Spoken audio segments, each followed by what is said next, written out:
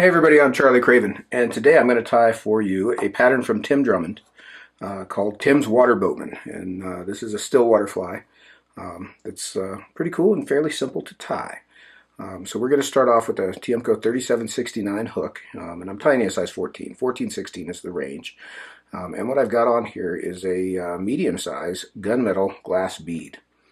So I'm going to take, to start, I'm going to take some 10,000ths lead wire. And I'm just going to build 8 or 10 turns here and break those ends off. I said break those ends off. That's 10,000ths. So I can cut that with my scissors. But I'm going to shove that up into that bead to center it. That's going to add a little weight to our fly as well. Then I'm going to start off with some black 8/0 unithread. And I'll start this just right over the top of the lead. This is kind of a chunky little fly, so I'm not so worried about the underbody shape. And the first thing I'm going to tie in is a strip of Thinskin, and this is Mottled Bustard Thinskin. That's about as wide as the gap of the hook, maybe just slightly narrower than the gap of the hook. I'll separate that from the paper backing. And one trick I like with this stuff is I'm going to tie it in up here on top of the lead. And I'll catch it so that it buckles down around the hook, and then I'll wrap all the way back over it to the bend and then anchor it down tightly there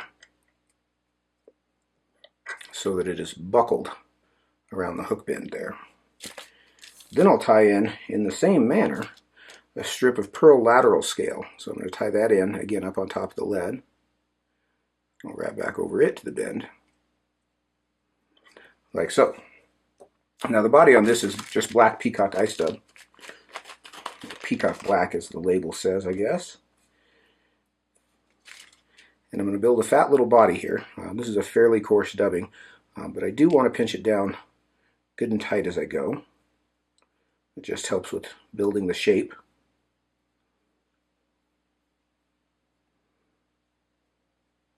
And oftentimes with ice dubbing, you'll get kind of a broken strand. You can shove it back together and make it work. And I'm going to start this dubbing back here toward the bend and build kind of a oval shape.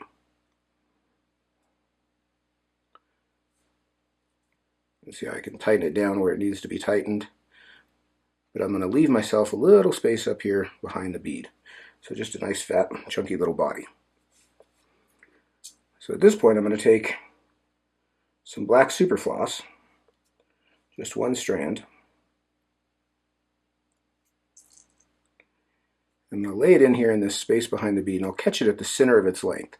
And I want one of those legs to be back on the far side, like so. I know that was invisible there against my black shirt. And I'm going to pull the front end over to my near side and catch it as well, so that both those legs sort of angle back, like so. Now I'll pull my flash up over the top and tie it down just behind the bead. Get a couple turns on there.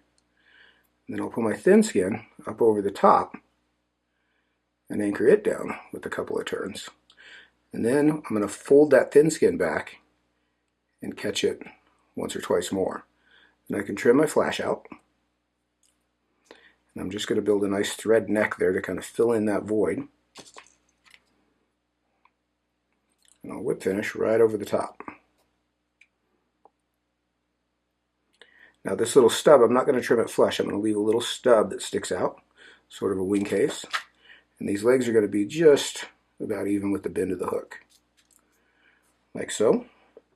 So we've got this little water boatman pattern now. I have sort of taken to adding just a little shot of UV resin to the top of these. Just dresses that up a little bit. This is not part of Tim's original pattern, but it's something that I've been doing to them as I've been putting them in my box. So I'll put a little drop of that on top. Coat that whole top side right up onto the back of the bead. Make sure you get all that Thinskin coated nice and even. Then I'll hit that with my UV lamp, just kind of on and off.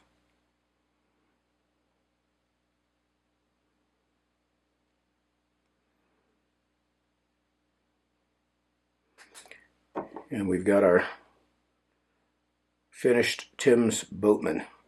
Cool little pattern, great fall stillwater pattern.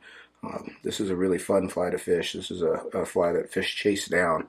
And one thing I found fishing them is if you are stripping the fly and you see a fish following your fly and he kind of races up past it, he's already eaten your fly. These water boatmen swim pretty strong, and the fish have to kind of put on the afterburners to catch them. So they chomp them down pretty good. But man, it's some really great visual sight fishing if you are in the right place at the right time. But that's Tim Drummond's water boatman. Thanks for watching. I'm Charlie Craven.